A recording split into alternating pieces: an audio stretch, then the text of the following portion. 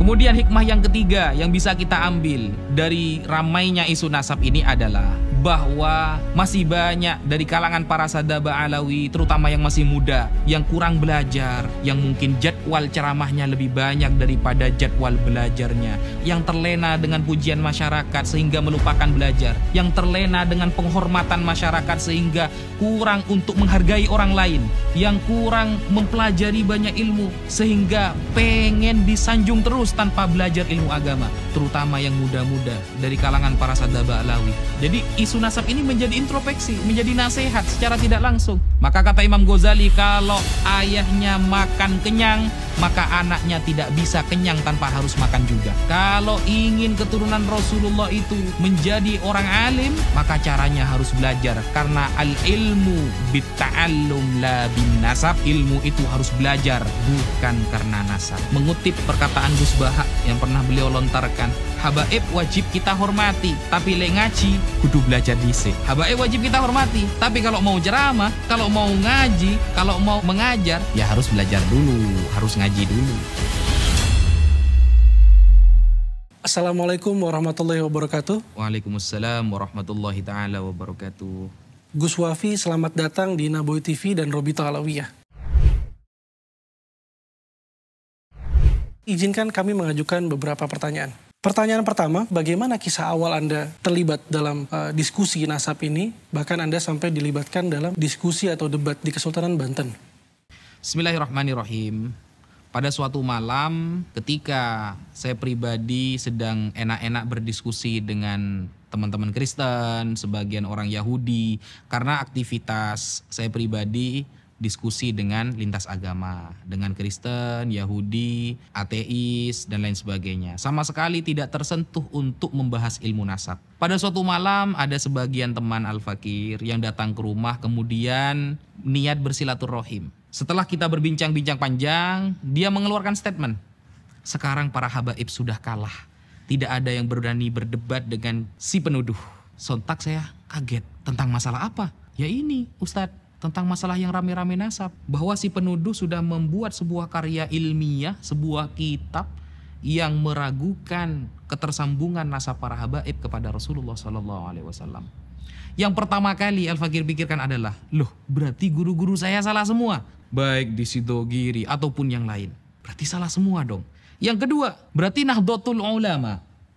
Yang isinya banyak para kiai-kiai yang sangat mengagumi para sadaba alawi seperti Kiai Haji Maimun Zubair, seperti Kiai Ahmad Nawawi bin Abdul Jalil, pengasuh Pondok Pesantren Sidogiri, seperti Kiai Abdul Alim bin Abdul Jalil, pengasuh Pondok Pesantren Sidogiri, atau Syekhona Khalil Bangkalan, Kiai Haji Hashim Asy'ari, atau kalau kita mau menggunakan para ulama Nusantara, Syekh Yasin bin Isa Al-Fadani, atau Syekh Muhammad Mahfud bin Abdul Mannan At-Termasi, atau kita banyak sekali yang mengakui para sadaba alawi. Syekh Nawawi Al-Bantani. Syekh Nawawi Al-Bantani ini orang yang alim, allamah. Salah satu kitab yang beliau tulis yang dipelajari seluruh pesantren adalah Nihayatuz Zain fi Irsyadil Mubtadi'in. Beliau mengakui sadaba alawi. Satu pikiran, berarti semua ulama salah dong.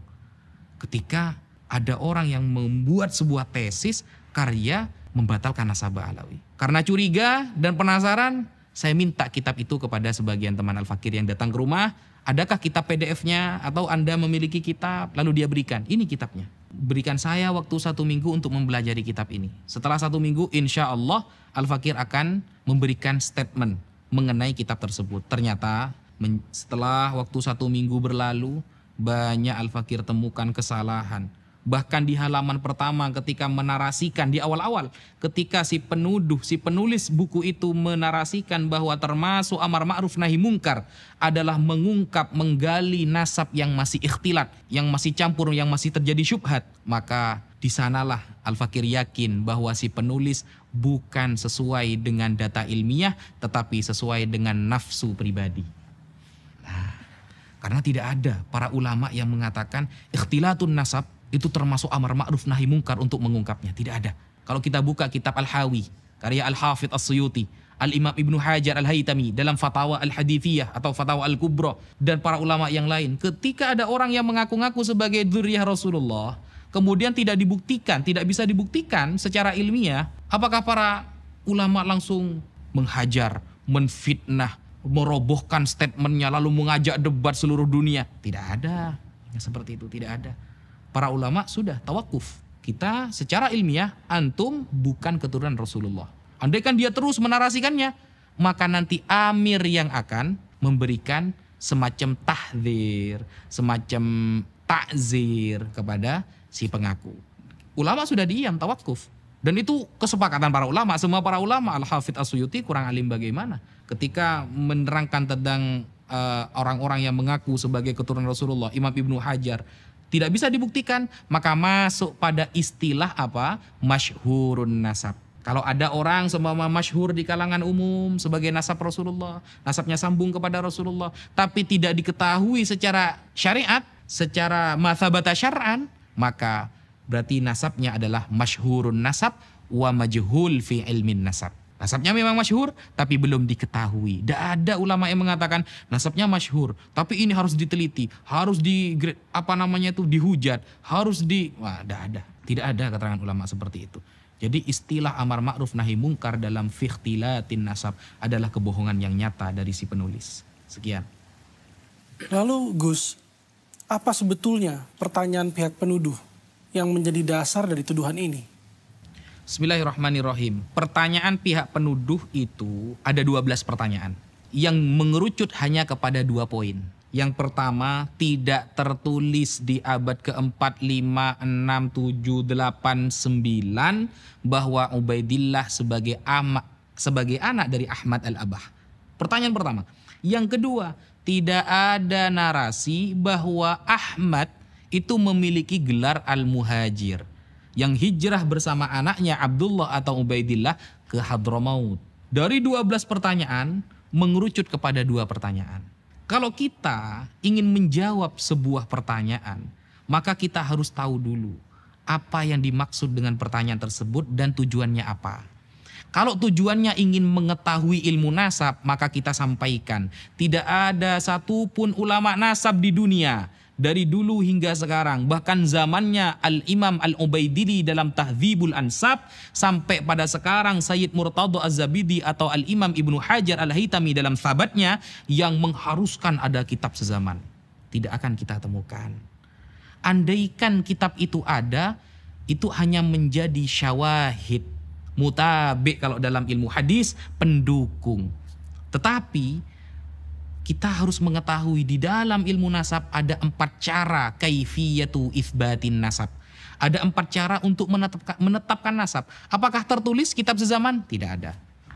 Bahkan yang metodenya diambil oleh si penuduh dalam kitab Al-Muqibun Sayyid Mahdi Ar-Rajai, atau di dalam kitab Umdatut Talib Ibnu Inabah, atau At-Taqtaqi dalam kitab Al-Asili, atau Al-Muntakilah At-Talibiyah, atau Tahdzibul Ansab lil Ubaidili, atau Sirru Silsilatil Alawiyah li Abi Nasr Al-Bukhari. Ada? Mana kitab sezaman? Tidak ada. Makanya di dalam kitab Sirru Silsilatil Alawiyah yang beliau Abu Nasr Al-Bukhari wafat di akhir abad ke-4, ketika ada seorang yang mengaku-ngaku sebagai zuriyah Rasulullah, ditanyakan, "A anta min Husaini am min Hasani am min Abbasi am min Muhammadi?" Oke, kamu mengaku zuriyah Rasulullah. Kamu dari jalur mana? Husain, Hasan, Muhammadi, Muhammad Al-Hanafiyah. Karena Sayyidina Ali pernah menikah dengan selain Sayyidah Fatimah, punya anak namanya Muhammad bin Al-Hanafiyah. Atau Abbasi, dari Abbas. Kemudian seorang ini mengaku, "Ana min Husaini." Saya dari Husain. Akan ada pertanyaan lagi. Fa Husain falahu aulad. Husain memiliki beberapa anak. Kamu dari jalur mana? Ana Ali Zainal Abidin. Terus ditanyakan seperti itu. Sampai pada ayahnya nanti. Ketika dia bisa mengkonfirmasi dengan jelas, maka nasabnya tersambung kepada Rasulullah. Adakah ulama dulu kalau bertanya, kitab sezamannya mana? Adakah kitab sezaman? Kalau tidak ada, batal nasabnya? Tidak ada.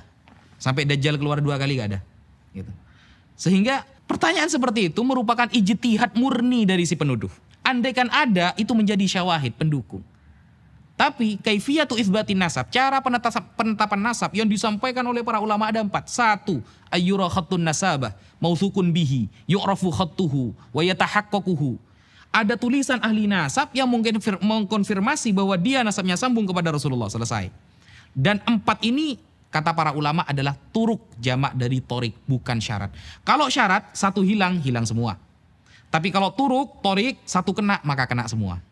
Nah, satu, tulisan ahli nasab. Dua, ada bayyinah syar'iyah. Dua orang saksi yang faham nasab, menetapkan nasabnya dia. Selesai. Tiga, pengakuan seorang ayah. Empat, syuhrah wal istifadah. Manapun yang kena, kena satu. Selesai sebenarnya saudara. Satu, ada tulisan ahli nasab. Sayyid Murtada Az-Zabidi ahli nasab. Imam Ibnu Hajar Al-Haytami disebutkan dalam Tabaqatun Nasabin. Ibnu Zaid mengatakan Ibnu Hajar ahli nasab. Karena nasab ini kan ada yang menyangsikan bahwa Ibnu Hajar itu bukan ahli nasab. Buktinya tidak punya kitab nasab. Apakah ahli nasab harus punya kitab nasab? Kalau ahli nasab harus punya kitab nasab, maka banyak ahli nasab yang dibatalkan juga. Bukan nasabnya orang lain juga nanti yang dibatalkan. Bahkan ahli nasabnya juga dibatalkan. Karena tidak ada syarat ahli nasab itu harus punya kitab nasab. Imam Ibnu Hajar itu orang al-faqih, sedangkan nasab nubdatun min ilmil fiqh. Imam Ibnu Hajar ahli fikih, sedangkan nasab cuma satu cuil dari ilmu fikih. Jadi wajar ketika beliau dikatakan beliau adalah ahli nasab.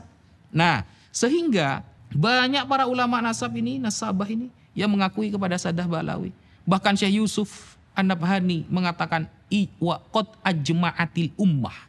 Sudah sepakat umat bahwa Sadah Ba'alawi adalah keturunan Rasulullah SAW. Makanya saya selalu menarasikan, sebutkan satu saja ulama ahlu sunnah wal jamaah yang terkemuka, yang kitabnya dikaji oleh orang seluruh dunia, yang membatalkan nasab Ba'alawi. Saya tunggu sampai Dajjal keluar 2 kali. Tidak akan ada. Karena kalau saya bilang saya tunggu sampai ulang tahun, saya sudah ulang tahun kemarin, 29 Juni. Sudah selesai. Mungkin ya itu. Kemudian salah satu yang perlu kita ketahui tentang kebohongan dan statement pribadi, ijtihad pribadi dari si penuduh adalah dia mengatakan di dalam karyanya, wajib dan harus kita mengetahui tentang pindahnya Ahmad Al-Muhajir ke Hadramaut. Karena kalau ini tidak kita ketahui, maka rusak nasabnya. Ini sebenarnya agak nyambung. Kenapa saya katakan tidak nyambung? Karena kalau kita baca di dalam Tahdzibul Ansab, Umdatut Thalib, kemudian Al-Umri dalam kitabnya Al-Majdi dan lain sebagainya, para ulama ada yang mengatakan, ulama nasab ya tentunya ya, wajib mengetahui perpindahan orang ini dari suatu kota ke kota. Ada. Kalau memang mau membahas perpindahan orang-orang yang pindah dari satu tempat ke tempat yang lain, ya baca kitab Al-Muntaqilah, Thalibiyah. Kalau memang kitab-kitab yang lain kayak Tahdzibul Ansab, Al-Majdi, kemudian Umdatut Thalib, Sirru Silsilatil Alawiyah, ya ada pembahasan pindahnya satu orang dari satu tempat ke tempat yang lain. Dan itu bukan perkara yang penting banget. Karena para ulama itu yang penting adalah dia itu ingkirot atau tidak. Nasabnya ini masih sambung atau tidak. Kemudian masih punya anak atau tidak. Sehingga kalau kita mau membandingkan antara satu kitab dengan kitab yang lain, sama-sama kitab nasab, pasti para ulama yang mengarang kitab ini memiliki metode yang berbeda-beda. Ada yang khusus menyebutkan orang-orang yang berpindah. Ada kitab yang menyebutkan orang-orang yang tidak ingkirot nasabnya, masih memiliki keturunan yang terkenal saja, yang tidak terkenal tidak dia tulis. Jadi punya metode masing-masing, sehingga tidak bisa kemudian mengklaim harus ada perpindahan dari satu tempat ke tempat. Kalau nggak ada maka nasabnya batal. Itu adalah murni dari ijtihad si penuduh. Sekian. Terkait dengan banyaknya pengembangan permasalahan di isu nasab ini di luar kitab problematik Syajaratul Mubarakah, apa pertanyaan lain yang antum merasa belum terjawab sejauh ini? Bismillahirrahmanirrahim. Salah satu pertanyaan umum yang tidak ada jawabannya adalah, sebutkan satu saja ulama ahlus sunnah wal jamaah yang masyhur, yang terkenal alamah, yang mungkin karyanya dikaji orang sedunia, yang menafikan, membatalkan nasab para habaib, para sadah alawi. Satu saja. Kalau ada satu ulama ahlus sunnah yang membatalkan atau menafikan, itu akan menjadi referensi kuat bagi si penuduh. Ternyata sampai detik ini tidak disebutkan satupun ulama ahlus sunnah baik dulu maupun sekarang yang membatalkan, menafikan atau mengoreksi atau mengkritik para sadah Ba'alawi. Tidak ada. Nasab para sadah Ba'alawi. Yang pertama. Yang kedua, Sebutkan satu saja ulama yang cara mengkritik nasabnya seperti yang dilakukan oleh si penuduh. Dengan tajassus, tangkib, atau qadah sampai taraf mencaci. Karena Rasulullah SAW bersabda ada dua perkara yang dapat menyebabkan kafir. Yang pertama adalah at-ta'an fin nasab. Ketika si penuduh mengatakan dalam karyanya bahwa ikhtilatun nasab, tercampurnya nasab ini membuka atau menggali nasab yang masih syubhat termasuk amar ma'ruf nahi mungkar, maka sejatinya dia bukan sedang melakukan nahi mungkar ataupun amar ma'ruf, tapi dia sedang menuju kekafiran. Kenapa? Al-Imam Al-Munawi dalam Faidul Qadir mengatakan termasuk at-ta'an fin nasab adalah binahwil qadah fi nasabiman qad thabata syar'an.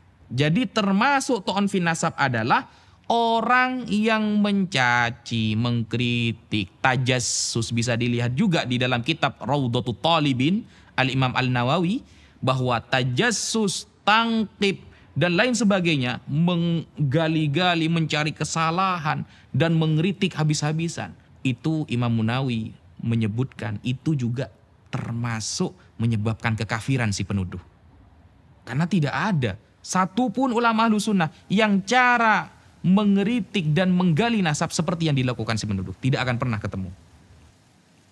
Gus Wafi, memang terdapat beberapa, bahkan banyak ulama terdahulu yang juga ahli nasab yang mengakui dan mengisbat nasab Ba'alawi. Tapi bukankah mereka juga mungkin salah, Gus? Bukankah mereka mungkin mencatat tanpa referensi? Bismillahirrahmanirrahim. Bagaimana ketika ada pertanyaan, mungkin saja ulama dulu salah, tidak mencatat. Sekarang jika kita membaca kitab-kitab nasab seperti Al-Ubaidili dalam Tahdzibul Ansab, di muqaddimah saja sudah diakui oleh pentakiknya bahwa kitab ini la yastaqsi asma'al aulad kafatan. Tidak bisa memang kita menyebutkan semua nama anak. Tidak ada kitab nasab satu yang syamil, yang kafah, yang kamil. Semua saling yufassiru wa yukammilu ba'duha ba'da. Saling melengkapi satu dengan yang lain. Sehingga ada istilah yang terupdate, yang terbaik. Al-Quran saja antara nasikh dan mansukh pasti dipilih yang an-nasikh. Atau fikih saja kita tidak akan berpendapat qala Syafi'i, tapi sering kita katakan qala Ibnu Hajar Al-Haytami, qala An-Nawawi fil Majmu', qala Rafi'i dan lain sebagainya. Kenapa? Bukan kita tidak percaya kepada Imam Syafi'i, tapi ulama sekarang justru lebih paham apa yang dikatakan oleh Imam Syafi'i. Contoh, Imam Nawawi pernah mengatakan, dan ini sangat masyhur, bahwa bacaan Quran kepada mayit itu tidak sampai. Thawabu qiraatil Quran la yasilu thawabuhu ilal mayyit. Jadi bacaan Al-Quran itu tidak akan sampai pahalanya kepada mayit. Itu perkataan Imam Syafi'i yang masyhur yang dikutip oleh Imam Nawawi. Lalu kita buka sekarang di dalam kitab Ar-Risalah, kitab-kitab karya Imam Syafi'i. Ada nggak perkataan itu? Tidak ada. Apakah kita berani mengatakan Imam Nawawi bohong? Kan tidak seperti itu konsep dalam Islam. Ketika Syekh Murtadha Az-Zabidi mengatakan qala Al-Ubaidili, Ubaidili mengatakan di dalam kitabnya bahwa Ahmad dengan anaknya hijrah ke Hadramaut, kemudian dia punya anak yang bernama Abdullah atau bitasghir Ubaidillah. Lalu kita buka di dalam kitabnya Ubaidili, nggak ada nih. Berani kita mengatakan Sayyid Murtadha Az-Zabidi bohong? Kalau seperti itu berarti Imam Nawawi juga bohong. Apakah kita mau memberikan contoh yang lain? Banyak seperti itu. Di dalam fikih sering terjadi. Qala Ibnu Hajar Al-Haytami fi fatawihi. Ibnu Hajar Al-Haytami mengatakan di dalam fatwanya bahwa derajat para dzurriyyah Rasulullah itu dzatiyah, bahwa derajat para ulama itu aridi, ilmu, sesuatu yang baru datang. Kalau dzurriyyah Rasulullah itu murni di dalam tubuhnya. Lalu kita buka di dalam fatwanya Imam Ibnu Hajar nih, mana kok udah ada gitu. Berani kita mengatakan ulama yang mengutip itu bohong? Nah, ilmu itu kan memang butuh sanad, tapi sesuai dengan konfirmasi ulama. Bukan hanya mengatakan al-isnadu minad din laulal isnad laqala masya, tapi tidak sesuai dengan praktik dari para ulama. Tidak ada ulama satupun yang ketika melihat ada orang yang mengaku-ngaku sebagai dzurriyyah Rasulullah, dilacak, nasabnya tidak ketemu, lalu dia menghujat habis-habisan, mentajassus, mentangkip dada. Seperti itu. Itu contoh saja. Lalu apa pendapat Anda, Gus, ketika banyak orang atau sebagian orang meyakini bahwa sekelas ulama Said Murtadha Az-Zabidi berbohong dalam kitabnya? Bismillahirrahmanirrahim. Bukan Said Murtadha Az-Zabidi yang berbohong, tapi mereka yang kurang meneliti, kurang menghargai pendapat para ulama ketika tidak sesuai dengan pemikiran mereka. Said Murtadha Az-Zabidi ini seorang ulama besar. Kitabnya dikaji oleh orang seluruh dunia. Bahkan beliau mensyarahi Ihya Ulumuddin yang bernama kitab Ithafus Sadah Al-Muttaqin, dan perkataan beliau yang sering dikutip oleh orang ahlu sunnah apa? Idza utliqa ahlu sunnati wal jamaah fal murad bihi al-asy'ariyah wal maturidiyah. Itu perkataan beliau yang sangat masyhur yang dijadikan istidlal oleh para ulama terutama di negara Indonesia. Jadi ini bukan orang yang sembarangan. Al-Imam Ibnu Hajar di dalam sabatnya ketika menerangkan tentang Al-Imam Abu Bakar Al-Idrus, apakah berani Imam Ibnu Hajar kita katakan dia pembohong? Bahkan ulama Syafi'iyah semua mengakui bahwa beliau itu pakar dalam fikih dan nasab adalah nubzatun min ilmil fikih. Hanya secuil dari ilmu fikih. Kalau hanya secuil, sedangkan gelar Imam Ibnu Hajar adalah al-faqih yang paham fikih Syafi'i, maka pantaskah kita mengatakan beliau tidak paham nasab? Sedangkan nasab hanya satu titik dari ilmu fikih, dan beliau pakarnya dalam fikih.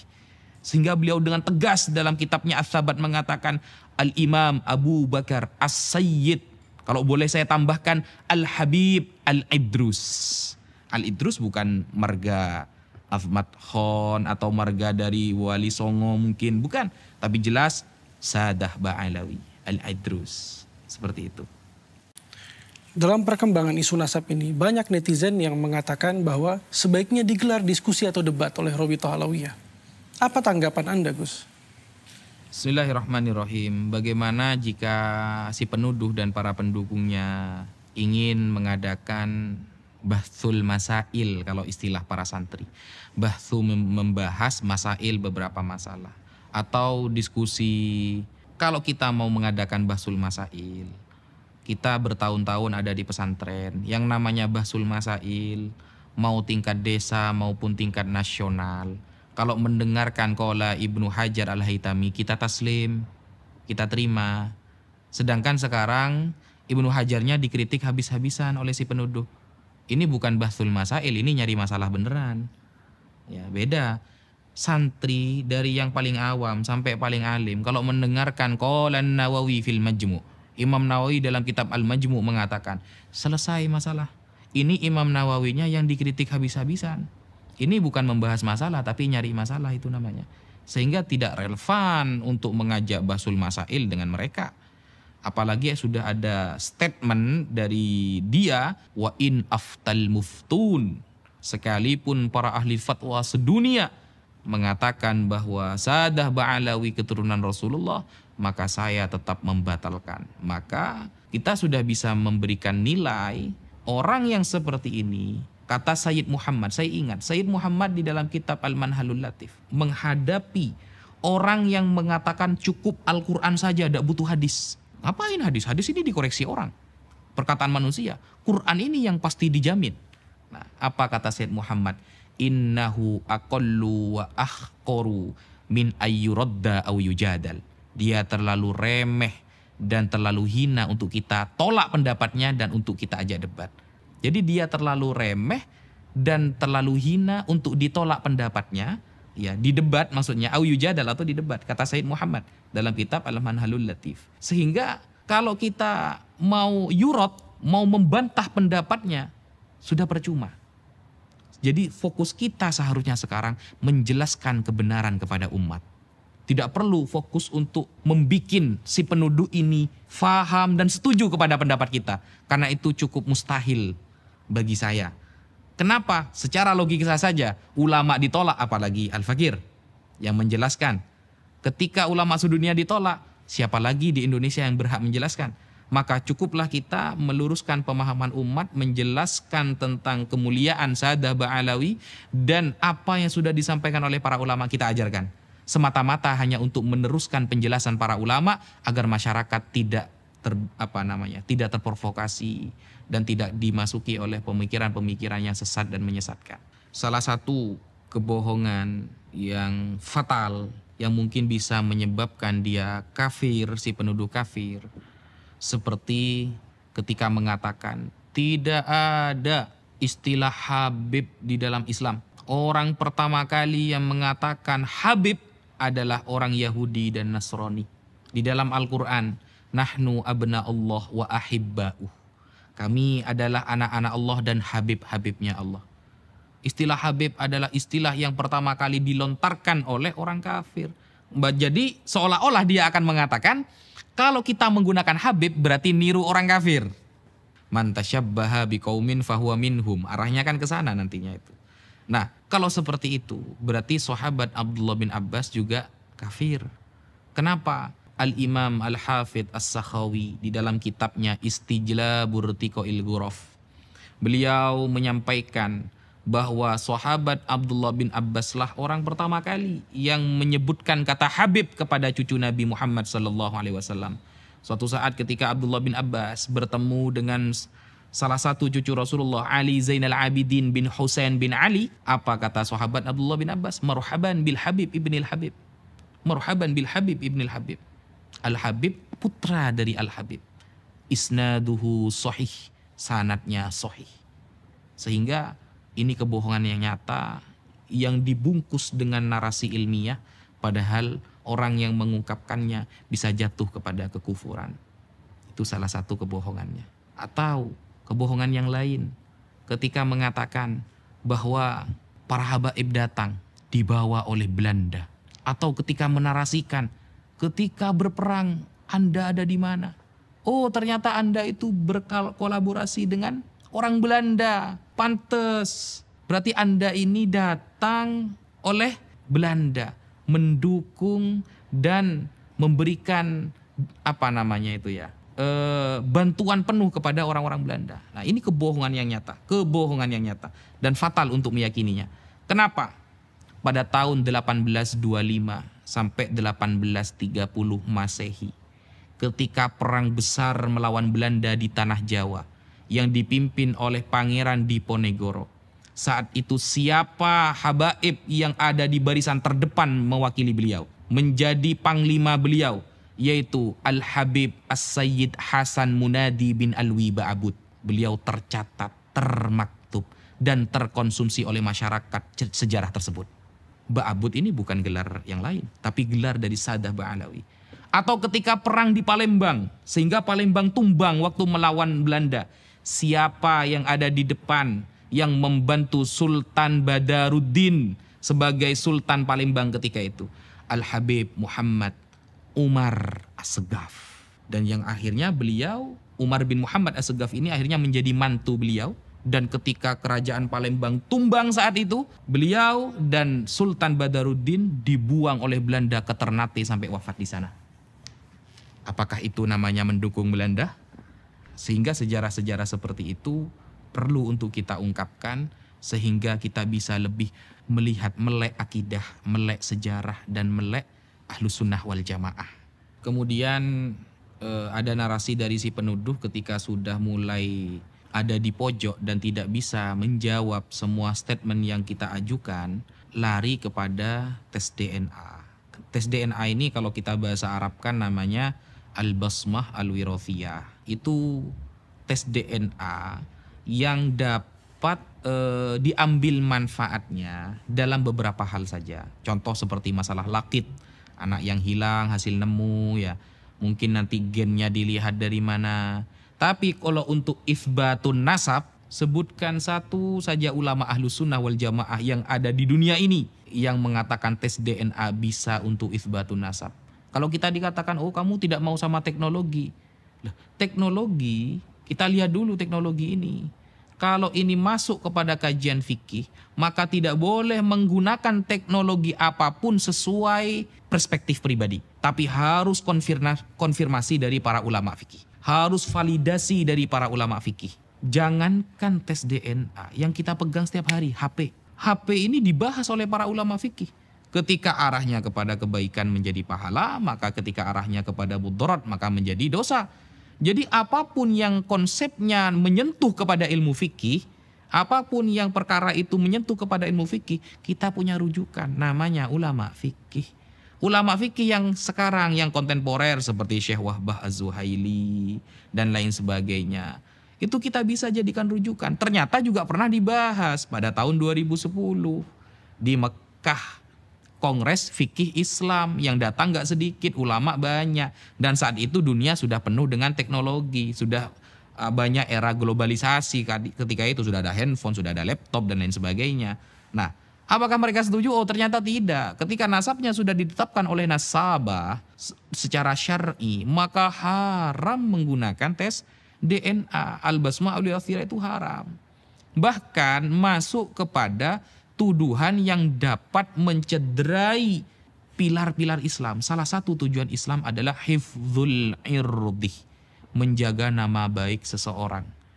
Kalau ada orang menggunakan tes DNA padahal sudah ditetapkan secara ilmu fikih bahwa nasabnya sambung kepada Nabi, berarti dia sudah melanggar hifdzul irdi, menjaga nama baik seseorang. Berarti kan dia sedang mencela. Nah, kalau sedang mencela, Imam Nawawi mengatakan dalam Faidul Qadir, binahwil qadah fi nasabiman thabata syar'an, berarti termasuk ta'an fin nasab. Ketika sudah ditetapkan oleh fikih, nasabnya sambung kepada Nabi, ternyata tetap dicari kesalahannya, digali, termasuk ta'an fin nasab, mencela nasab orang. Kalau sudah termasuk mencela nasab orang, maka yusabbibu kufron, dapat menyebabkan dia menjadi kafir. Ini keterangan para ulama. Saya tidak murni berpendapat sesuai pribadi, tapi yang Al-Fakir sampaikan semua dari para ulama. Sekian, terima kasih. Baik Gus Wafi, tapi bukankah banyak pendapat yang mengatakan di internet bahwa sudah banyak yang diakui sebagai keturunan Nabi Muhammad SAW berdasarkan hasil tes DNA? Oke, bismillahirrahmanirrahim. Banyak di internet yang nasabnya diakui dengan menggunakan wasilah basmah wirofiyah, tes DNA. Tes DNA itu satu yang disebutkan biasanya yang sering digaungkan J1. J1 berarti daerah Mekah, Arab, suku Arab seumpama. Nah, ini suku Arab yang mana? Abu Jahal, Abu Lahab juga Arab. Jangan-jangan itu Abu Lahab, Abu Jahal. Kalau Mesir mana? Fir'aun nanti. Kan susah juga kita. Tidak mungkin tes DNA itu langsung menyebutkan keluar Nabi Muhammad SAW. Tidak ada. Hanya hologram. Itu pun bisa diedit-edit. Yang dari J1 menjadi Z7 juga bisa. Sehingga ilmu fikih itu lebih mementingkan sebuah konsep atau dalil yang nanti dalil ini menuju kepada dzon. Selagi dalil ini tidak menuju kepada dzon, masih waham, prasangka kecil yang tidak kuat, atau syak 50-50, maka fikih tidak akan pernah mengambil sebuah ilmu tersebut. Meskipun teknologinya canggih, tapi tidak bisa yartaki ila dzon, ya, menguatkan kita kepada dzon ini adalah keyakinan 80-90%. Jadi syarat alat elektronik atau teknologi itu masuk dan disahkan oleh para ulama fikih bisa menyampaikan kepada dzon. 80-90% keyakinan bahwa itu benar. Sedangkan tes DNA, jangankan 80%, 50-50 saja masih diperselisihkan. Termasuk juga kebohongan yang diutarakan oleh si penuduh adalah bahwa yang pertama kali menggelari Abdullah sebagai anak dari Ahmad adalah Ubaidillah yang sekarang diklaim sebagai kakek-kakek dari Sadah Ba'alawi. Itu terlontar oleh ucapan Al-Habib Ali As-Sakran. Jadi si penuduh mengatakan Habib Ali As-Sakran yang pertama kali menafsiri Abdullah adalah Ubaidillah. Nah, ini sudah merupakan kebohongan yang sangat nyata. Mengapa? Karena sebelum Habib Ali As-Sakran menyampaikan demikian, itu juga sudah ada yang mengatakan bahwa Abdullah ini merupakan Ubaidillah dan itulah kakek-kakek para Sadah Ba'alawi yang sekarang. Contohnya seperti di dalam kitab Jauharus Syafaf. Nah, hari demi hari dengan barokah doa para ulama dan para habaib, banyak kita temukan manuskrip dan kitab-kitab yang bisa dibuat untuk validasi kevalitan nasab para habaib tersambung kepada Rasulullah SAW. Salah satu kebohongan juga adalah ketika si penuduh dan para pendukungnya menyampaikan terputusnya nasab Sadah Ba'alawi dan menggunakan referensi dari Dr. Al-Khalidar. Dr. Al-Khalidar ini adalah sebuah doktor yang kerjanya arsitek, ya, bukan nasabah. Jadi mereka lebih percaya kepada Al-Khalidar daripada Imam Ibnu Hajar Al-Haytami, daripada Syekh Yusuf An-Nabhani yang notabene-nya ulama beneran, memang pakar di bidangnya, As-Samarqandi dan lain sebagainya. Ini kan sangat lucu. Lalu dia mengatakan Syekh Al-Khalidar ini nasabah seumpama. Ini kebohongan yang sangat nyata. Dia itu dokter arsitek. Coba kita lihat kalau kita sama-sama menggunakan hujah lewat internet, siapa Al-Khalidar itu? Nah, lalu kemarin Al-Fakir sempat melihat ada live dari para pendukung si penuduh mengeluarkan kitab. Yang kitab ini diterbitkan atau juga didukung atau juga ditulis oleh Al-Khalidar. Dia mengatakan kitab, padahal bukan kitab. Itu cuma narasi tulisan di dalam blogspot, di website, lalu dia fotokopi, dia cetak sehingga seolah-olah seperti kitab, ya. Lalu mengatakan kepada pendukungnya, ini kesepakatan internasional nasab Sadah Ba'alawi terputus. Al-Fakir lihat kitab itu. Ternyata bukan kitab, tapi blogspot www yang mungkin mereka ambil, dan juga kalimat ini, kitab-kitab itu narasinya dari Al-Khalidar yang mungkin nanti merujuk, bukan mungkin, ini benar-benar merujuk kepada Syekh Mukbil. Padahal Syekh Mukbil sendiri sudah merujuk pendapatnya. Dan kalau memang mau membatalkan nasab Sadah Ba'alawi menggunakan Al-Khalidar atau menggunakan Murad Syukri atau menggunakan Syekh Mukbil, maka harus jujur. Karena yang dibatalkan banyak, termasuk Syekh Abdul Qadir Al-Jilani juga dibatalkan nasabnya. Sedangkan si penuduh tidak konsisten. Percaya kepada tuduhan Sadah Ba'alawi, tapi tidak mempercayai tuduhan pada Syekh Abdul Qadir Al-Jilani. Sehingga mungkin karena Syekh Abdul Qadir Al-Jilani nantinya akan dia jadikan sebuah proyek tersambungnya nasab Wali Songo ke sana. Dia sudah mewanti-wanti dulu, tidak membatalkan yang ini, padahal semuanya dibatalkan. Al-Ahdal juga dibatalkan. Jadi contoh-contoh seperti si penuduh ini sebenarnya dulu sudah ada. Bahkan sekelas Imam Syafi'i yang jaraknya cuma 150 tahunan dengan masa para sahabat, Imam Syafi'i pernah diragukan apakah beliau Bani Quraisy apa bukan. Jadi contoh-contohnya sebelumnya sudah memang ada. Bahkan di Al-Quran yang mengatakan Rasulullah SAW abtar, itu siapa? Orang-orang kafir. Jadi kalau kita mengemban sanad, menyampaikan sanad para ulama bahwa Sadah Ba'alawi itu adalah cucu Rasulullah SAW, sedangkan mereka para pembatal secara tidak langsung mereka mengemban sanad-sanad orang-orang kafir yang sudah mengatakan Rasulullah tidak punya keturunan. Seperti itu. Itu salah satu kebohongan yang nyata yang disampaikan. Kemudian kebohongan ilmiah yang disampaikan oleh si penuduh. Ketika mengutip sebuah dalil pasti akan dikutip sebagian. Pasti dikutip sebagian. Contoh seperti kitab Al-Ifadah yang terkenal ditulis oleh Syekh Ibrahim Mansur. Ya, kalau nggak salah Syekh Ibrahim Mansur itu di sana metodenya dipakai tapi isbatnya nggak dipakai. Jadi kitab Al-Ifadah itu menerangkan tentang fisyuhrah wal istifadah, dan beliau secara nyata mengatakan Sadah Ba'alawi itu keturunan Rasulullah. Metodenya dipakai tapi isbatnya nggak dipakai. Ini kan sangat lucu sekali. Sama dengan Rasulullah SAW menyampaikan sebuah hadis, innamal a'malu binniyati wa innamal likulli imri'in ma nawa faman kanat hijratuhu ilallahi wa rasulih. Dipakai hadisnya, tapi dia tidak pernah mempraktekannya, kan sama-sama seperti itu. Nah, sehingga hal-hal seperti ini adalah namanya kecurangan ilmiah.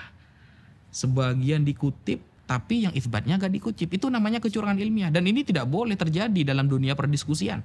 Nah, kemudian kebohongannya apa lagi? Menggunakan kitab Al-Mu'qibun yang ditulis oleh Sayyid Mahdi Ar-Rojai atau kitab Syajarah Mubarakah yang ditakik oleh Sayyid Mahdi Ar-Rojai, yang notabene-nya beliau mengisbat Ba'alawi, mengakui Sadah Ba'alawi sebagai cucu Rasulullah, tapi metode dipakai, isbat gak dipakai. Giliran dijelaskan langsung, padahal Sayyid Mahdi Ar-Rojai itu yang lebih paham kitab Syajarul Mubarakah. Jauh sebelum si penuduh itu tahu kitab tersebut. Bahkan yang mentahqiq jauh sebelum si penuduh itu mempelajari kitab tersebut. Dan sudah mengecek jauh sebelum si penuduh belum mengecek kitab tersebut. Kitabnya dipakai, metodenya dipakai, tapi isbatnya mereka hilangkan.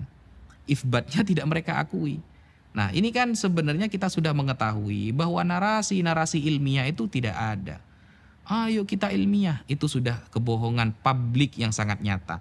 Narasi ilmiah hanya sebuah wadah agar masyarakat percaya, tetapi faktanya narasi kebencian, narasi tajassus, menggali kesalahan secara pribadi atau secara umum untuk Sadaba Alawi itu terus disuarakan.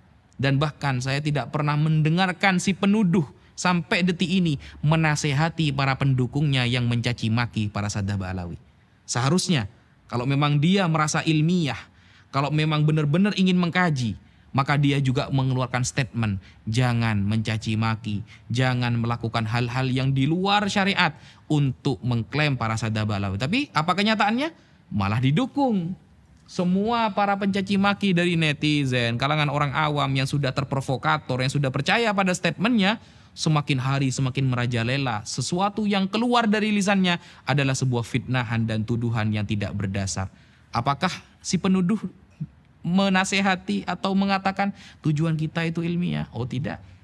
Malah didukung dan tambah dikompor-kompori. Sehingga dari sana kita sudah mengetahui bahwa narasi ilmiah, background dengan di wadah ilmiah itu sebenarnya tidak pernah ada. Mungkin itu yang bisa saya sampaikan. Gus Wafi, ada salah satu fenomena menarik belakang ini bahwa ada salah satu narasumber utama yang membatalkan nasab Ba'alawi di sosial media atau di podcast-podcast secara umum, namun kami tidak mendapati namanya. Kami juga tidak mendapati backgroundnya. Sebut saja Pak Guru atau mohon maaf, sebut saja Pak Gembul misalnya. Apa pandangan Anda terkait fenomena seperti ini? Oke. Pak Gembul ini salah satu orang yang pernah Al-Fakir bantah statementnya sekitar 1 atau 2 tahun yang lalu. Beberapa kali Al-Fakir melihat statement yang keluar yang dijadikan istidlal, sebuah dalil oleh dia, selalu kacau dan rancu. Sehingga Al-Fakir punya 3 poin mengenai Pak Gembul ini. 1, dia tidak pernah belajar agama secara sistematis. 2, dia tidak pernah ada di pesantren ya, yang mungkin pesantren itu sudah terkenal dengan Ahlus Sunnah wal Jamaah. Karena kita bisa menilai itu dari statementnya. Yang ketiga, dia sering menambah-nambah hadis dan keterangan para ulama dengan pemikiran sendiri. Contoh, suatu saat sekitar 1 tahun yang lalu atau lebih, dia mengatakan bahwa pada suatu saat Rasulullah dan para sahabat mengizinkan orang-orang Nasrani untuk melakukan ibadah di Masjidil Haram atau di Masjidil Nabawi. Mengizinkannya itu selama 3 jam kata dia. Bayangkan, ini perkataan Rasulullah lalu ditambah-tambahi, ini kan sudah fatal sebenarnya. Kita saja tidak berani menambah-nambahi apa yang disampaikan Rasulullah. Andai kan ada keterangan, maka kita akan memberikan keterangan bahwa ini murni dari penjelasan kita dan ini adalah isi hadisnya. Padahal dia ingin menerangkan kepada umat bahwa tidak usahlah kita terlalu fanatik buta kepada Islam. Kita toleransinya itu ya dahulukan. Buktinya Rasulullah saja mengizinkan orang-orang Nasrani sholat di Masjid Nabawi kok. Selama 3 jam kata dia. Hadis yang dia pakai itu hadis mungkote. Hadis mungkote yang mu'dol. Hadis mu'dol ini 2 perawinya hilang sekaligus atau berurut. Sehingga tidak bisa la yuhtajju bihi. Tidak bisa dijadikan hujah. Dan dia berhujah dengan ini. Dan tidak ada satupun ulama Ahlus Sunnah yang terkenal menggunakan hadis ini sebagai hujah pembolehan ibadah di masjid. Ibadah di masjid. Bukan masuk masjid. Kalau masuk masjid, kita baca kitab-kitab lintas mazhab, ulama berbeda pendapat. Ada yang melarang secara mutlak, ada yang memperbolehkan. Tapi kalau ibadah di masjid, orang kafir yang ritualnya adalah mensyirikkan Allah, maka para ulama tidak membolehkan. Ini kan sudah ngawur. Berarti dia tidak pernah belajar kitab hadis. Tidak pernah belajar ilmu hadis. Kemudian tentang nasab, dia mengatakan begini. Sayyidah Fatimah tidak memiliki privilege, kata dia. tidak memiliki keutamaan yang dihususkan sehingga Rasulullah mengatakan lau kanat binti Fatimah saraqat laqata'tu yadaha. Andaikan Fatimah yang mencuri, aku akan memotong sendiri tangannya. Ini menunjukkan bahwa Fatimah saja tidak punya kemuliaan. Biasa-biasa saja, sesuai standar saja. Apalagi yang nasabnya jauh di bawah Fatimah seperti kalangan para habaib. Nah itu dia menyampaikan seperti itu. Dia lupa, kayaknya dia tidak pernah khatam membaca Al-Quran. Padahal ahlul kisah itu jelas tertulis di dalam Al-Quran. Allah Subhanahu wa taala berfirman, "Innama yuridullahu liyudhiba ankumur rijsa ahlal baiti wa yutahhirakum tathira." Kita buka di dalam kitab tafsir Ibnu Katsir Ad-Dimashqi, tafsir Al-Qurtubi, tafsir Ad-Durrul Mansur fit Tafsir bil Ma'thur Al-Imam As-Suyuti atau tafsir yang lain. Maka di sana maksudnya adalah Ali, Husain, Hasan dan Fatimah. Menunjukkan berarti beliau memiliki kekhususan. Dan dia tidak pernah belajar fikih juga sehingga dia tidak tahu bahwa antara keutamaan dengan larangan itu beda bab. Kalau melanggar syariat, siapapun akan dihukum secara sama. Siapapun. Bahkan Sayyidina Umar bin Al-Khattab punya anak namanya Abdurrahman Al-Ausad. Abdurrahman Al-Ausad suatu saat berzina. Siapa yang menghukumnya? Langsung ayahnya sendiri. Yaitu Sayyidina Umar bin Al-Khattab. Dihadapkan di depan masyarakat, dicambuk 100 kali. Abdurrahman Al-Ausad bin Umar bin Al-Khattab. Jadi Sayyidina Umar ketika dia dijilid atau dipecut selama 100 kali. Sampai pertengahan istri Sayyidina Umar mengatakan, "Wahai Umar, itu anakmu, undurlah hukumannya besok lagi. Sekarang mungkin 50, besoknya 50." Gitu. Apa kata Sayyidina Umar? "Saya tidak akan mengundur hukumannya sebagaimana dia tidak mengundur maksiatnya." Kata Sayyidina Umar bin Al-Khattab. Tegas memang dalam hal syariat, tapi dalam hal keutamaan itu beda bab. Dalam hal keutamaan ini adalah beda bab. Keutamaan seseorang itu sudah disampaikan oleh Rasulullah. Jangankan Sayyidah Fatimah, orang yang ikut perang Badar saja Rasulullah menjamin masuk surga. La yadkhulan nar ahadun man syahida Badran wal Hudaybiyah. Tidak akan menyentuh neraka orang yang pernah ikut perang Badar dan perang Hudaybiyah. Atau keutamaan orang-orang para sahabat yang bai'atur ridwan tahta syajarah, di bawah pohon, disebutkan dalam Al-Quran. Bahkan Al-Quran sendiri mengatakan kuntum khairu ummatin ukhrijat linnas ta'muruna bil ma'ruf wa tanhauna 'anil munkar. Siapa kuntum di sana? Khitabnya pertama kali kepada para sahabat. Atau ketika mengatakan la takhaf wa la tahzan innallaha ma'ana. Siapa khitabnya di sana? Sayyidina Abu Bakrin Siddiq radhiyallahu an. Atau ketika masalah hijab, siapa khitabnya yang disetujui oleh Allah mengenai menutupi aurat dan menutupi wajah istri Rasulullah? Sayyidina Umar bin Khattab. Atau yang usul kepada Rasulullah di dalam Al-Quran disetujui oleh Allah sehingga menjadi maqam Ibrahim musalla. Siapa? Sayyidina Umar bin Al-Khattab. Sampai Rasulullah mengatakan innallaha ja'alal haqqa ala lisani Umar wa qalbih. Allah menjadikan kebenaran melalui lisan Umar dan hatinya. Itu keutamaan. Apalagi Sayyidah Fatimah yang putrinya sendiri. Sayyidina Umar yang dulu awalnya mau membunuh Rasulullah. Rasulullah mendoakan Allahumma a'izzal Islam bi ahabbir rajulaini hadaini, antara Abu Jahal dengan Umar bin Al-Khattab. Ternyata Umar mendapatkan keutamaan yang sangat luar biasa setelah masuk Islam. Apalagi anaknya Sayyidah Fatimah. Sehingga saya menilai Pak Gembul ini memang gak pernah belajar agama secara sistematis. Gak pernah belajar di pesantren. Sehingga yang dia tahu langsung dia sampaikan. Gampangannya saya mengatakan beliau adalah konten kreator. Kemudian lagi Pak Gembul mengatakan hanya di Indonesia habaib itu dicium tangannya, dicium kakinya. Kalau kita kembali ke Turki, negara Afrika, tidak ada yang mendapatkan VIP seperti itu. Ini cuma Indonesia yang isinya banyak para habaib sehingga diatur secara sistematis agar dilakukan hal seperti itu. Nah, ini kan menunjukkan dia ini tidak pernah membaca kitab-kitab para ulama. Dan istidlal kepada negara ini tidak pernah ada di Islam. Coba contoh negara ini, negara itu, bukan seperti itu.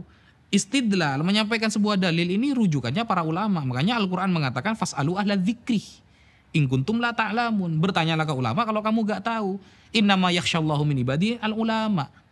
Yang takut sama Allah itu adalah ulama. Meskipun ulama dibagi menjadi dua. Ada ulama dunia, ada ulama akhirah. Nah, kalau para ulama sekelas Al-Imam Ibnu Hajar Al-Haytami, sangat menghormati para habaib, bahkan berguru. Bahkan di dalam kitab Ithafus Sadah Al-Muttaqin, Syarah Ihya Ulumuddin, yang ditulis oleh Sayyid Murtada Az-Zabidi, sanad hadisnya itu sambung kepada seorang Sadah Ba'alawi. Nah, apakah itu sistematis sehingga kita menghormati dengan berlebihan? Oh tidak. Kalau dia memang pernah membaca sejarah Islam, Imam Muslim ketika bertemu dengan Imam Al-Bukhari, bayangkan, ini bukan keturunan Rasulullah. Imam Muslim ketika bertemu dengan Imam Al-Bukhari di Mekah, ketika itu tawaf. Pengarang kitab Sahih Muslim dan Sahih Bukhari. Sahih Bukhari kitab tersoheh setelah Al-Quran. Ya, itu narasi para ulama yang sudah masyhur di kalangan kita. Ketika bertemu Imam Muslim langsung datang mendekati Imam Bukhari dan mengatakan, "Da'ni hatta uqabbila rijlak." Biarkan saya mencium kakimu, ya ustadzal ustadzin. Wahai ustadznya para ustadz. Apakah Imam Bukhari mengatakan, udah boleh syirik, udah boleh ini? Tidak seperti itu. Mau adu hadis dengan beliau yang mengarang kitab Sahih Bukhari, mau adu hadis dengan beliau yang mengarang kitab Sahih Muslim, kita siapa? Bahkan kita Arba'in Nawawi aja dah hafal. Apakah ada ulama yang lalu mengkritik Imam Muslim mencium kaki Imam Bukhari? Oh, Imam Muslim ini melakukan kesalahan, terlalu menghormati. Siapa kita? Itu adalah ustadzal ustadzin, gurunya para guru. Kalau Imam Bukhari saja disebut ustadzal ustadzin, Imam Muslim yang muridnya bagi kita itu juga khairu ustadzil ustadzin. Sebaik-baiknya ustadznya para ustadz. Kenapa? Sebab beliau kita tahu hadis Rasulullah. Sebab beliau kita tahu sanad hadis Rasulullah. Dan sebab beliau kita bisa mendapatkan berkah dari ungkapan-ungkapan dan fi'lu Rasulullah sallallahu alaihi wasallam. Jadi saya kira Pak Gempul ini kurang banyak baca, kurang banyak belajar. Mungkin dia baru menemukan sebuah statement yang dia baca dan masuk akal bagi dia. Lalu dibuatlah video tanpa ditashih, tanpa disodorkan dulu kepada para ahli sebelum membuat video. Seperti itu. Dan apakah dia bisa dijadikan rujukan dalam masalah nasab? Jangankan masalah nasab. Dalam masalah sholat saja, dia tidak bisa dijadikan rujukan. Wudhu, hukum mandi, tayamum, dan hukum yang berkaitan dengan fikih yang enteng lah. Tidak bisa, apalagi masalah nasab. Yang sama sekali dia tidak pernah punya guru nasab. Apalagi dia mengatakan, katanya Islam ini agama sanad. Baraya, saya ingin sebutkan satu ulama saja lalu tanyakan sanad kepada dia. Saya yakin dia tidak akan bisa. Oh ya, kalau seperti itu mari kita duduk di suatu tempat, kita diskusi, kita sampaikan pemahaman Islam secara komprehensif, kita bicara ilmiah. Jangan hanya menyampaikan sebuah statement, melontarkan sebuah pendapat, hilang. Giliran dulu ketika Al-Fakir membuat video ingin mengajak berdiskusi tidak ada tanggapan. Kan lucu, mengeluarkan statement tapi tidak bisa mempertanggungjawabkan statementnya. Kalau memang dirasa memiliki keahlian dalam memahami Islam, mari kita duduk, kita bicara nasab, monggo. Kita bicara sanad, monggo. Kita bicara sejarah, mari. Mungkin seperti itu yang bisa Al-Fakir sampaikan. Gus Wafi sebagai penutup, apa hikmah dari perkembangan seluruh dinamika isu nasab ini yang antum lihat baik bagi umat Islam secara umum maupun bagi Alawiyin? Bismillahirrahmanirrahim. Ada 3 hikmah yang Al-Fakir ambil dari ramainya tentang isu nasab Sadah Baraba Alawi. Jadi para Sadah Ba'alawi yang pertama, kalau dulu Al-Fakir meyakini Sadah Ba'alawi sebagai keturunan Rasulullah masih syakkan, dhannan, tapi sekarang tahqiqon, benar-benar yakin. Karena secara tidak langsung Al-Fakir banyak membaca kitab-kitab nasab dan puluhan bahkan ratusan para ulama yang terkemuka menetapkan Ba'alawi sebagai keturunan Rasulullah. Kalau dulu masih mungkin remang-remang, kata orang para habaib ini adalah keturunan Rasulullah, tapi sekarang sudah tahqiq, sudah semakin yakin seyakin-yakinnya. Itu hikmah yang pertama. Hikmah yang kedua adalah kita bisa tahu bahwa sabda Rasulullah ribuan tahun yang lalu, berapa abad yang lalu, Rasulullah mengatakan, inni la akhsha alaikum an tusyriku ba'di. Aku tidak khawatir kalian akan syirik berjamaah setelah aku mati. Jadi kalau ada orang bilang dikit-dikit syirik, dikit-dikit haram, itu sudah salah. Karena Rasulullah tidak pernah khawatir umatnya akan syirik berjamaah. Rasulullah akan selalu mengatakan bahwa umatnya semakin hari semakin banyak. Bahkan Rasulullah itu fa'alaikum bisawadil a'zam, kalau kalian terjadi banyak ikhtilaf, fa idza ra'aitum ikhtilafan katsira, ketika kalian melihat banyak ikhtilaf, fa'alaikum bisawadil a'zam, maka pilihlah yang mayoritas. Maksudnya mayoritas para ulama. Berarti kan menunjukkan Rasulullah yakin bahwa umat Islam akan menjadi mayoritas, akan semakin besar. Nah, tetapi kata Rasulullah, walakin akhsya alaikumud dunya. Tapi yang aku khawatirkan atas kalian, wahai para umatku, adalah dunia. Antanafasu fiha fataktatilu. Kalian berlomba-lomba mencarinya sampai saling mencaci, membunuh, dan lain sebagainya. Kebenaran yang disabdakan oleh Rasulullah sekarang sudah terjadi. Hanya gara-gara dunia, kita rela bertengkar sesama ikhwah bainal muslimin. Tidak menjaga ukhuwah bainal muslimin sampai mencaci, menghajar. Padahal andaikanlah ada teori ilmiah yang disepakati para ulama bahwa Sadah Ba'alawi bukan keturunan Rasulullah. Apa salahnya ketika kita memuliakan sesama umat Islam dan ternyata fakta sejarah para Sadah Ba'alawi merupakan guru dari guru-guru kita semua. Syekh Mahfud Termas berguru kepada Habib siapa? Habib Husain Al-Habsyi yang merupakan guru beliau dan juga menjadi gurunya Ki Haji Hasyim Asy'ari. Minimal kita mengakui bahwa mereka pernah berjasa mengajari ulama Nusantara tentang ilmu syariat. Andaikan ada kesepakatan ulama bahwa Sadah Ba'alawi bukan keturunan Rasulullah, tapi itu tidak akan pernah terjadi. Sehingga kita semakin yakin dengan hikmah adanya ramai isu nasab bahwa sabda Rasulullah benar. Islam tidak akan hancur dari luar, tapi Islam akan hancur dari dalam. Itu kebenaran Rasulullah, prediksi Rasulullah SAW. Mungkin kalau dikatakan prediksi kurang cocok karena Rasulullah itu wa ma yantiqu anil hawa in huwa illa wahyu yuha, itu adalah wahyu yang Allah sampaikan atau ilham yang Allah sampaikan melalui lisan Rasulullah SAW. Sudah benar terjadi. Yang ketiga, menjadi nasihat bagi para Sadah Ba'alawi yang mungkin dari kalangan para Sadah Ba'alawi yang masih muda, yang mungkin jadwal ceramahnya lebih banyak daripada jadwal belajarnya, yang terlena dengan pujian masyarakat sehingga melupakan belajar, yang terlena dengan penghormatan masyarakat sehingga kurang untuk menghargai orang lain, yang kurang mempelajari banyak ilmu sehingga pengen disanjung terus tanpa belajar ilmu agama, terutama yang muda-muda dari kalangan para Sadah Ba'alawi. Dengan adanya isu nasab ini kita bisa lihat dan kita bisa menjadi introspeksi, ya. Jadi isu nasab ini menjadi introspeksi, menjadi nasihat secara tidak langsung. Ayo belajar. Rasulullah mengatakan, man salaka tariqan yaltamisu fihi ilman, sahalallahu lahu tariqan ilal jannah. Kurang apa lagi Rasulullah? Bahkan tolabul ilmi faridotun. Kata-kata faridotun kan taknya itu bukan tak marbutoh, bukan tak li taknis, tapi tak lil mubalaghah, bahwa mencari ilmu sangat wajib keturunan siapapun. Maka kata Imam Ghazali, kalau ayahnya makan kenyang, maka anaknya tidak bisa kenyang tanpa harus makan juga. Kalau ingin keturunan Rasulullah itu menjadi orang alim, maka caranya harus belajar. Karena al-ilmu bitta'allum la bin nasab. Ilmu itu harus belajar, bukan karena nasab. Kalau karomah, oke.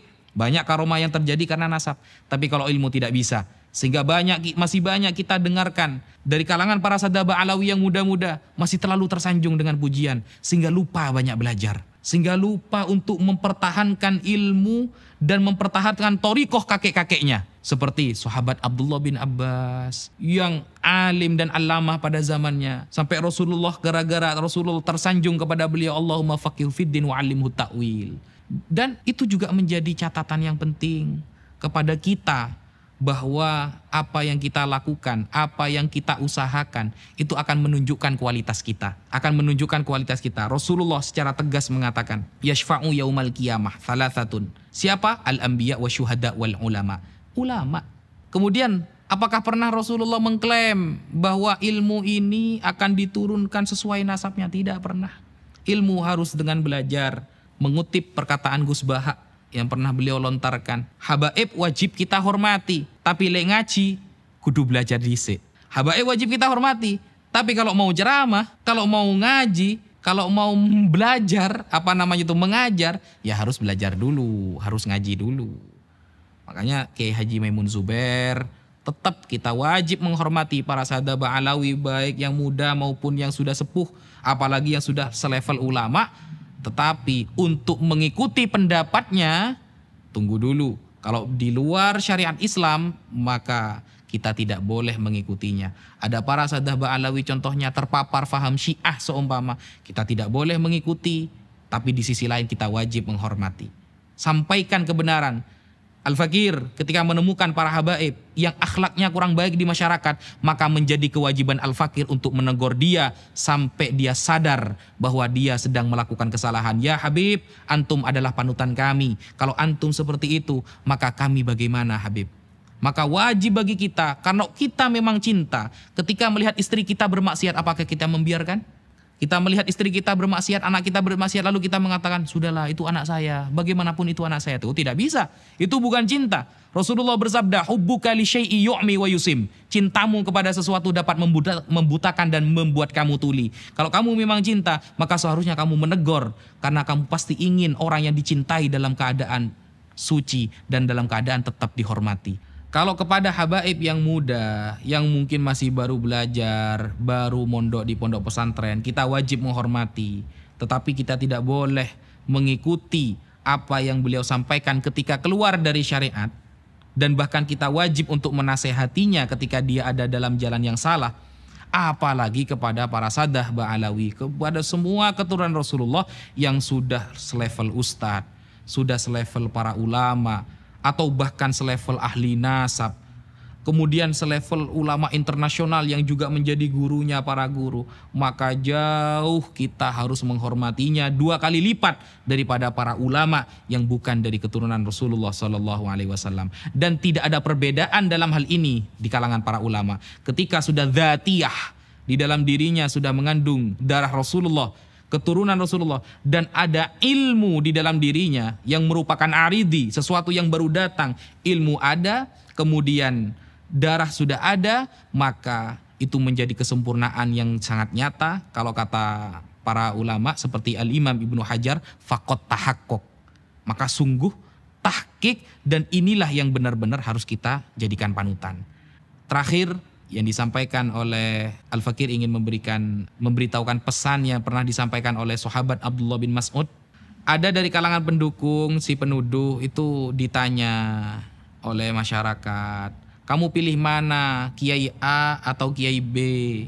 Yang Kiai B sudah wafat, yang Kiai A masih hidup. Lalu dia mengatakan, ya saya milih Kiai A lah karena masih hidup, lebih tahqiq ilmunya. Ini adalah pernyataan yang sangat salah. Dan ini sebuah kebohongan yang sangat nyata. Kenapa? Karena menabrak statement sahabat Rasulullah SAW. Sahabat Abdullah bin Mas'ud pernah mengatakan, manistanna falyastanna biman qad mata. Kalau memang mau ikuti ulama, ikuti yang sudah wafat. Kenapa? Para ulama yang sudah wafat sudah aman dari fitnah, kata beliau. Sedangkan para ulama yang masih hidup belum aman dari fitnah. Sehingga remeh kalimatnya, tapi berat tanggung jawabnya. Sehingga para ulama seperti sahabat Abdullah bin Mas'ud dengan tegas mengatakan, ikutilah para ulama yang sudah wafat, bukan yang masih hidup, karena yang masih hidup belum aman dari fitnah. Sekian. Baik, terima kasih atas segala jawaban yang sudah disampaikan oleh Gus Wafi. Assalamualaikum warahmatullahi wabarakatuh. Waalaikumsalam warahmatullahi taala wabarakatuh.